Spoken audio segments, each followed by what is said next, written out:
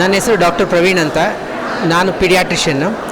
ಇಲ್ಲಿ ಇವತ್ತು ತಾಯಿ ಹಾಲು ಅದರ ಇಂಪಾರ್ಟೆನ್ಸ್ ಏನು, ಅದು ಹೇಗೆ ನಮಗೆ ಸ್ಟಾರ್ಟಿಂಗಿಂದ ಇಂಪಾರ್ಟೆಂಟ್ ಆಗುತ್ತೆ ಎಲ್ಲ ಮಕ್ಕಳಿಗೆ ಅಂತ ಅನ್ನೋದು, ಅದರ ಬಗ್ಗೆ ತುಂಬಾ ರಾಂಗ್ ಪರ್ಸೆಪ್ಷನ್ಸ್ ಎಲ್ಲ ಇದೆ ತಂದೆ ತಾಯಲ್ಲಿ.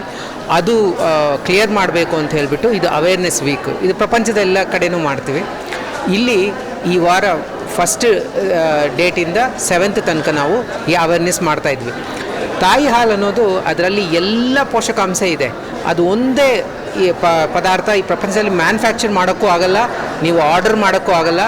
ನ್ಯಾಚುರಲ್ ಆಗಿ ಅದು ಅವೈಲಬಿಲಿಟಿ ಇದೆ.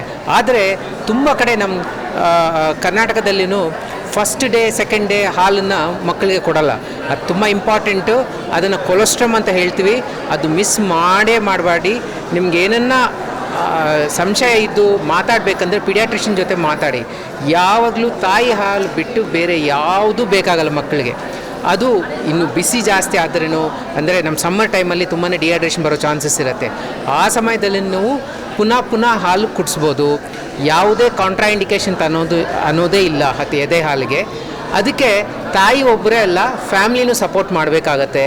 ಹಸ್ಬೆಂಡ್ ಇರ್ಬೋದು, ಅತ್ತೆ ಇರ್ಬೋದು, ಇಲ್ಲಾಂದರೆ ಅವ್ರ ತಾಯಿ ಇರ್ಬೋದು. ಎಲ್ಲ ಫ್ಯಾಮ್ಲಿ ಕೆಲಸ ಮಾಡುವಂಥರ ಇರೋ ತಾಯಿ ಅಂದ್ರಿಗೂ ವರ್ಕಿಂಗ್ ಎನ್ವೈರ್ಮೆಂಟಲ್ಲೂ ಸಪೋರ್ಟ್ ಮಾಡಬೇಕಾಗತ್ತೆ.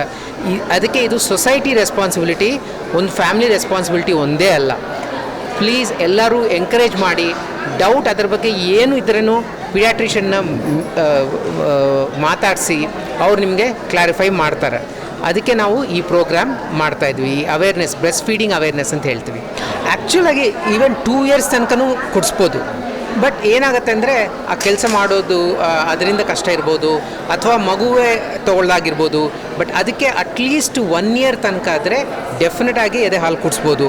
ಅದರಲ್ಲಿ ಫಸ್ಟ್ 6 ತಿಂಗಳಾದರೆ ಎದೆ ಹಾಲು ಬಿಟ್ಟು ಬೇರೆ ಏನೂ ಬೇಕಾಗಲ್ಲ.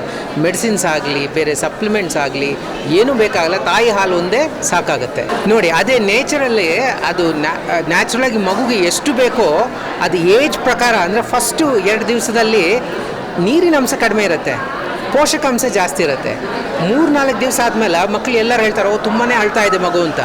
ಅಳೋದ್ರಿಂದ ತಾಯಿಗೆ ಸಿಗ್ನಲ್ಸ್ ಬರುತ್ತೆ, ಹಾಲು ಜಾಸ್ತಿ ಬೇಕು ಅಂತ. ಅದಕ್ಕೆ ಆಟೋಮೆಟಿಕಾಗಿ ಹಾಲು ಡಿಫ್ರೆಂಟಾಗಿ ಬರುತ್ತೆ, ಅಂದರೆ ನೀರಿನ ಅಂಶನೂ ಜಾಸ್ತಿ ಬರುತ್ತೆ, ಡಿಹೈಡ್ರೇಷನ್ ಚಾನ್ಸಸ್ಸು ಕಡಿಮೆ ಆಗುತ್ತೆ. ಅದು ಅಕಾರ್ಡಿಂಗ್ಲಿ ನ್ಯಾಚುರಲಾಗಿ ಚೇಂಜ್ ಆಗುತ್ತೆ. ನಾವು ಬೇರೆ ಮಾಡೋದು ಏನೂ ಇಲ್ಲ. ಇನ್ನೊಂದು ಭಯಪಡ್ತಾರೆ ಎಲ್ಲರೂ, ತಾಯಿ ಏನನ್ನ ತೊಗೊಂಡ್ರೆ ಅದು ಮಗುಗೆ ಹೋಗುತ್ತೇನೋ, ಏನು ತಿನ್ನಬೇಕು ಅಂತ. ನೋಡಿ, ಆ ಥರ ಏನೂ ಆಗಲ್ಲ. ತಾಯಿ ಏನು ತಿಂತಾರೋ ಆಟೋಮೆಟಿಕಾಗಿ ಎಲ್ಲ ಹೋಗಲ್ಲ. ಅದರಲ್ಲಿ ಬ್ಯಾರಿಯರ್ ಥರ ಎಲ್ಲನೂ ಯಾವುದೇ ಆದರೆ ಮಕ್ಕಳಿಗೆ ಡೇಂಜರ್ ಇರುತ್ತೋ ಅದೆಲ್ಲ ಹೋಗಲ್ಲ ಮಕ್ಕಳಿಗೆ.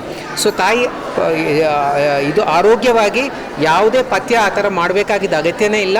ಎಲ್ಲನೂ ತೊಗೋಬೋದು, ಮಕ್ಕಳಿಗೆ ಹಾಲು ಕುಡಿಸ್ಬೋದು, ಏನು ಪ್ರಾಬ್ಲಮೇ ಇಲ್ಲ.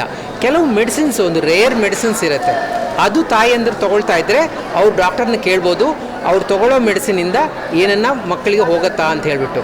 ಬಟ್ ಇದು ವೆರಿ ರೇರ್ ಅನ್ಮಾತು. ಕೆಲವು 4-5 ಮೆಡಿಸಿನ್ಸೇ ಇರುತ್ತೆ. ಬಟ್ ನೀವು ಅದು ಡಾಕ್ಟರ್ನ ಕೇಳ್ಬೋದು. ಅದು ಬಿಟ್ಟು ಬೇರೆ ಯಾವ ಕಾಂಟ್ರಾಇಂಡಿಕೇಷನು ಇಲ್ಲ. ಈಗ ಏನಾಗುತ್ತೆ ಅಂತಂದರೆ, ಈಗ ಡಿಹೈಡ್ರೇಷನ್ ಆಗುತ್ತೆ ಅಂತ ನಾನು ಇದಕ್ಕೆ ಮುಂಚೆ ಹೇಳ್ತಾ ಇದ್ನಲ್ವಾ, ಅಂದರೆ ಬಿಸಿ ಜಾಸ್ತಿ ಇದಕ್ಕೆ ನೀರಿನ ಅಂಶ ಕಡಿಮೆ ಆಗೋ ಚಾನ್ಸ್ ಇರುತ್ತೆ ಮಕ್ಕಳಿಗೆ. ಅದಕ್ಕೆ ಪುನಃ ಕುಡಿಸ್ಬೇಕಾಗತ್ತೆ. ಜನರಲ್ಲಿ ನಾವು ಪ್ರತಿ 2 ಗಂಟೆಗೆ ಕುಡಿಸ್ಬೇಕಂದ್ರೆ ದಿವಸದಲ್ಲಿ 8ರಿಂದ 10 ಸಲ ಹಾಲು ಕುಡಿಸ್ಬೇಕಾಗತ್ತೆ. ಪ್ರತಿ ಸಲ 15 to 20 minutes ಹಾಲು ಕುಡಿಸ್ಬೇಕಾಗತ್ತೆ. ತಾಯಿಯವ್ರಿಗೆ ಹೇಗೆ ಗೊತ್ತಾಗುತ್ತೆ ಅಂತಂದರೆ, ಅದು 6ರಿಂದ 8 ಸಲ ಯೂರಿನ್ ಪಾಸ್ ಮಾಡಬೇಕು. ಮನೆಯಲ್ಲಿ ಪಾಸ್ ಮಾಡ್ತಾ ಇದೆ ಮಗು ಅಂದರೆ ಸರಿಯಾಗಿ ಸಾಕಾಗ್ತಾ ಇದೆ ಹಾಲು ಅಂತ ಹೇಳಿಬಿಟ್ಟು ಅವ್ರು ಕಾನ್ಫಿಡೆಂಟಾಗಿ ಇರ್ಬೋದು. ಆ ಹಾಲಿನ ಇದು ಏನು ಕ್ವಾಲಿಟಿ ಆದರೆ ಚೇಂಜೇ ಆಗಲ್ಲ. ಮಿನಿಮಮ್ 6 months ಓನ್ಲಿ ಮದರ್ಸ್ ಮಿಲ್ಕೆ ಕುಡಿಸಿ, ಮಿನಿಮಮ್ 1 year ತನಕ ಹಾಲು ಕಂಟಿನ್ಯೂ ಮಾಡಿಸಿ, 2 years ತನಕನೂ ಹಾಲು ಕುಡಿಸ್ಬೋದು ಅನ್ಮತ್ತ. ಮಹಿಳೆಯರು ಮತ್ತು ಮಕ್ಕಳ ಆಸ್ಪತ್ರೆ ವತಿಯಿಂದ ಇವತ್ತು ನಾವು 3 ವಿಚಾರಕ್ಕೆ ಒಟ್ಟುಗೂಡ್ಕೊಂಡಿದ್ದೀವಿ. ಮೊದಲನೇ ವಿಚಾರ ಏನು ಅಂತಂದರೆ ಬ್ರೆಸ್ಟ್ ಫೀಡಿಂಗ್ ವೀಕ್. ಇದೇನು ತಾಯಿ ಒಂದು ಮಗುವಿಗೆ ಹಾಲು ಉಣಿಸುವ ಒಂದು ಪ್ರಕ್ರಿಯೆ ಏನಿದೆ, ಒಂದು ಕಾರ್ಯಕ್ರಮ ಏನಿದೆ, ಅದು ಹುಟ್ಟಿಲಿಂದಾನೇ ಆ ಮಗು ಒಂದು ಒಳ್ಳೆಯ ಬೆಳವಣಿಗೆ ಆಗಿ ಬೇರೆ ಒಂದು ಆಹಾರ ಸೇವಿಸೋವರೆಗೂ ಎಷ್ಟು ಮುಖ್ಯ ಅನ್ನೋದನ್ನು ನಾವಿವತ್ತು ಎಲ್ಲರಿಗೂ ಬಂದಿರೋಂಥಕ್ಕಂಥ ಎಲ್ಲ ತಾಯಂದಿರಿಗೆ ಮತ್ತು ಅವರ ಒಂದು ಫ್ಯಾಮಿಲೀಸ್ಗೆ ಎಲ್ಲರಿಗೂ ಅದನ್ನು ಹೇಳಿದ್ದೀವಿ. ಎರಡನೇದು ಏನು ಅಂತಂದರೆ ವಾಟರ್ ಬರ್ತ್, ಅಂದರೆ ನಾವು ನಾರ್ಮಲ್ಲಾಗಿ ಹೆರಿಗೆ ಕ್ರಮನ ಏನು ಮಾಡ್ತೀವಿ ಆ ಕ್ರಮದಲ್ಲಿ ಈ ವಾಟರ್ ಬರ್ತ್ ಅನ್ನೋದು ಬಹಳ ಪುರಾತನ ಮತ್ತು ಅದ್ರ ಜೊತೆಗೆ ಸಾಮಾನ್ಯವಾಗಿ ಮಾಡೋಂಥ ಕೆಲಸ. ಇದನ್ನು ಮತ್ತೆ ತಿರುಗಿ ನಾವು ಏನಕ್ಕೆ ಇನ್ನು ಮತ್ತೆ ಮುಂದೆ ಅದ್ರ ಬಗ್ಗೆ ನಾವು ಇನ್ನೂ ಜಾಸ್ತಿ ಅವೇರ್ನೆಸ್ ಮೂಡಿಸ್ತಾ ಇದ್ದೀವಿ ಅಂತಂದರೆ 2 ಕಾರಣಗಳು. ಮೈಂಡ್, ಬಾಡಿ ಆ್ಯಂಡ್ ಸೋಲ್ ಕನೆಕ್ಷನ್ಗೋಸ್ಕರ. ಇದರಲ್ಲಿ ಅವರಿಗೆ ಯಾವುದೇ ಆದಂಥ ಒಂದು ಕ್ಲಿನಿಕಲ್ ಸಪೋರ್ಟ್ ಆಗಲಿ ಅಥವಾ ಒಂದು ದೊಡ್ಡ ತಂಡನೇ ಸೇರಿಕೊಂಡು ಈ ಏನಂತಾರೆ ಈ ವಾಟರ್ ಬರ್ತಿಂಗ್ ಅನ್ನೋದನ್ನು ನಾವು ಪಾಲ್ಗೊಳ್ತೀವಿ. ಅದರಲ್ಲಿ ತಾಯಿಗೆ ಮಗುವಿಗೆ ತುಂಬ ಸಾಮಾನ್ಯವಾಗಿ ಹೇಗೆ ಒಂದು ನಾರ್ಮಲ್ ಡೆಲಿವರಿ ಆಗುತ್ತೋ ಈ ವಾಟರ್ ಬರ್ತಿಂಗಿಂದ ಕೂಡ ಆ ಒಂದು ಎಕ್ಸ್ಪೀರಿಯನ್ಸ್ನ ಅವಳು ಮಾಡಬಹುದು ಅನ್ನೋದು. ಬೇರೆ ಬೇರೆ ಸ್ಟೇಟ್ಗಳಲ್ಲೆಲ್ಲ ಇದು ಬಹಳ ಪ್ರಸಿದ್ಧವಾಗಿ ಮಾಡತಕ್ಕಂಥದ್ದು. ನಮ್ಮ KR ಪುರಂ ಈ ಏರಿಯಾನಲ್ಲಿ, ಈ ಒಂದು ಈಸ್ಟ್ ಬ್ಯಾಂಗ್ಳೂರಿನಲ್ಲಿ ಮೊದಲನೇ ಬಾರಿಗೆ ನಾವಿದನ್ನು ಇಂಟ್ರೊಡ್ಯೂಸ್ ಮಾಡಿರೋದು ಮುಖ್ಯವಾಗಿ 2 ವಿಚಾರಕ್ಕೆ. ಒಂದು, ಪ್ರತಿಯೊಂದು ವ್ಯಕ್ತಿಗೂ ಈ ಥರ ಒಂದು ಫೆಸಿಲಿಟಿ ಇದೆ ಅಂತ ಗೊತ್ತಾಗಲಿ ಅಂತ ಮೆಡಿಕವರ್ ವಿಮೆನ್ ಆ್ಯಂಡ್ ಚಿಲ್ಡ್ರನ್ ಆಸ್ಪತ್ರೆಯಲ್ಲಿ. 2ನೇದು, ಇದ್ರ ಬಗ್ಗೆ ಯಾವ ರೀತಿ ನಾವು mind, body and soul connect ಮಾಡ್ಕೊಳ್ತೀವಿ ಅನ್ನೋ ಸಲುವಾಗಿ ಇವತ್ತಿನ ಕಾರ್ಯಕ್ರಮ.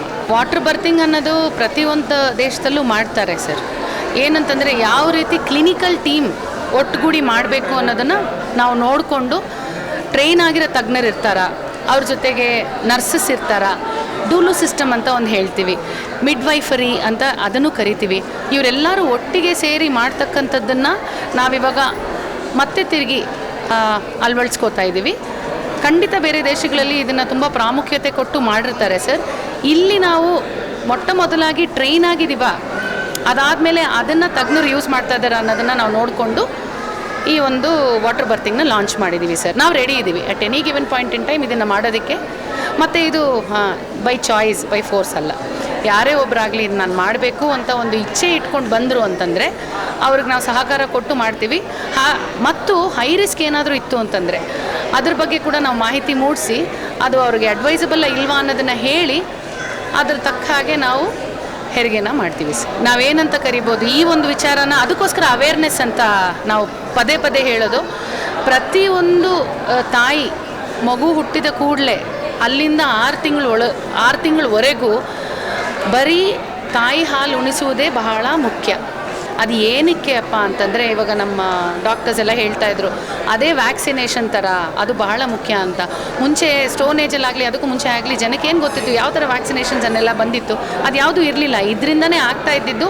ಈ ಮಾಹಿತಿ ಮತ್ತೆ ಎಲ್ಲರಿಗೂ ಮೂಡಿಸೋಣ, ಈ ಜನ್ರೇಷನ್ಗೆ ಅದ್ರ ಬಗ್ಗೆ ತಿಳಿಸ್ಕೊಡೋಣ ಅನ್ನೋದಕ್ಕೋಸ್ಕರ ಈ ಕಾರ್ಯಕ್ರಮ. ಇವತ್ತೊಂದೇ ದಿವಸ ಅಲ್ಲ, ಇವತ್ತಿಂದ ಹಿಡಿದು ಈ ತಿಂಗಳು ಪರ್ಯಂತ ಮತ್ತು 1ನೇ ತಾರೀಕಿಂದ 8ನೇ ತಾರೀಕು ತನಕ ನಾವು ಈ ಪ್ರೋಗ್ರಾಮ್ನ ಏನಕ್ಕೆ ಮಾಡ್ತಾಯಿದ್ದೀವಿ ಅಂದರೆ, ಬರೋ ಒಂದು ಪ್ರತಿಯೊಂದು ಗರ್ಭಿಣಿ ಸ್ತ್ರೀಗೆ, ಅವರು ಫ್ಯಾಮ್ಲಿಗೆ, ಗಂಡ ಹೆಂಡತಿಗೆ, ಆಗಬೇಕು ನಾನು ಪ್ರೆಗ್ನೆಂಟು ಅಂತ ಅಂದ್ಕೊಳ್ಳೋರಿಗೆ, ನಮ್ಮಲ್ಲಿರೋ ಸ್ಟಾಫ್ ಮೆಂಬರ್ಸ್ಗೆ ಪ್ರತಿಯೊಬ್ಬರಿಗೂ ಇದ್ರ ಮಾಹಿತಿ ಮೂಡಿಸಿದ್ರೆ ಒಬ್ಬರಿಂದ ಇನ್ನೊಬ್ಬರಿಗೆ ಇದು ಒಂದು ಚೈನ್ ಲಿಂಕ್ ಆಗಿ ಹೋಗುತ್ತೆ ಅನ್ನೋ ಉದ್ದೇಶಕ್ಕೋಸ್ಕರ ಈ ಕಾರ್ಯಕ್ರಮ ನಾವು ಪಾಲ್ಗೊಳ್ತಾ ಇದ್ದೀವಿ ಸರ್.